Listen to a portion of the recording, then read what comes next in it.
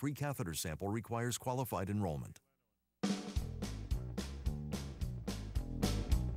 PM show nationwide, coast to coast on CRN Digital Talk Radio. I'm Michael Horn. And I'm Paul Stern. Pam McNeely. Ladies and gentlemen, that's Jay Leno. When you're listening to nothing but the best of oldies, you're listening to Magic 98.9. And now here's Jay Leno. And leading economists say the United States is in decline and will eventually lose its #1 prominence to China. Well, that's good news. How many thought we already lost our #1 prominence to China? Apparently, we still have 2 or 3 months left. Yeah. All right, so Sarah Palin's show, I think she's not going to be on the Alaskan show anymore. She wanted too much an episode. But all heck has been breaking loose. On The View, if you can hear through all the arguments back and forth, Whoopi Goldberg really came down on Sarah Palin. That's cut number 10. Good old Whoopi Goldberg. Whoopi Goldberg. She's usually really quicker than came that. down on Sarah Palin there. Apparently she gave it some Said thought. Sarah was in the crosshairs there. Cut number 10 I put out there for you. Do we have it?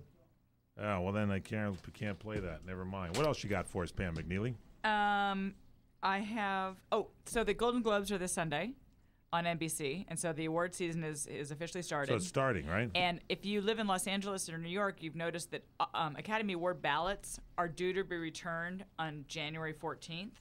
So the airwaves and the magazines and the newspapers are just full of vote for me ads. So actually, I'm going to be glad when the ballots go in and we're done with this mess because I'm vote for this stuff, don't you? I'm getting tired of vote for me ads. Yeah, all the for your consideration ads. You do the Golden Globes, you do the Emmys. I do the Emmys. Yeah, never heard of such a thing. Can you tell us who you voted for? I'm not supposed to. Okay, but can you tell us? I will off air. Oh, okay. But the Golden Globes, there's this woman named Judy Solomon who's a member of the Hollywood Foreign Press. And They're the ones that put on the Golden Globes. She's been a member for 55 years. So that gives you an indication of the age of Judy Solomon. She works for an Israeli newspaper. She's in charge of doling out the tickets. So this old grumpy broad is the one that decides whether or not you get tickets to the Golden Globes, and it's the best ticket in town because it's at the Hilton International Ballroom, and everybody is boozing it up the whole night. They just sit there, they have dinner, and they drink while the awards are going on. Oh, that's a good one. It's a good one. They know how to do it. So all these Foreign agents, press know how to do it. This woman is inundated in these weeks by agents and everybody bringing her gifts. There's like a line out her door of people trying to schmooze her to get tickets. Speaking of boozing it up and having the best seat in town, here's a guy that has that for you.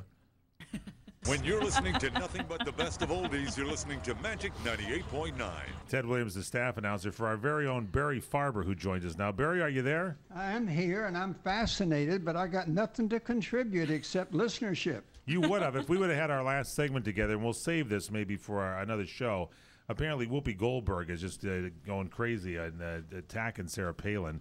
And then Sarah was talking today about making some she kind of came back out and commented on people trying to throw her in on the comments on crosshairs and the deal. And do you have any of that, Tomas? Actually, Whoopi walked off the set. She walked off again? Yes, she did. You don't have that soundbite, though, do you? No, I don't. Oh, brother. That's so unprofessional. So what do you think, Barry? May I just ask Pam a professional question? Yes, Barry. Do you remember when Whoopi Goldberg just dissolved in a puddle of overdose of whatever it was she was taking right there on the air? It was the most shameful episode of public. It was beyond drunkenness. It was drug consumption, drug overwhelming. If a conservative had done that, would she still be on The View? I think if any of us had done a lot of things that Whoopi's done on air and off air, we wouldn't have a job anymore either. I tend to agree with you. Remember when she sat in the audience at the Friars Club when Ted Danson, her boyfriend at the time, put on blackface? Yeah.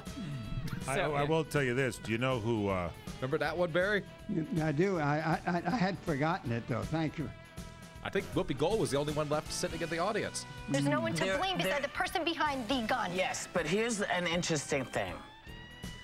When I was growing up, people talking and saying things, whipping folks up, caused a lot of people to get lynched. Oh. There you go. Good old Whoopi Goldberg with her comment there. Barry will have more to talk about on that. That's very good, Whoopi. That's the way to end the show on an ultimate downer note. Thank you, Pam McNeely. Thank you, Thanks, Paul. Michael. Thanks, Tomas. Thanks to Courtney. Hey, thank you all for listening. Check us out at crntalk.com. Barry Farber coming up next. Good switching to Geico.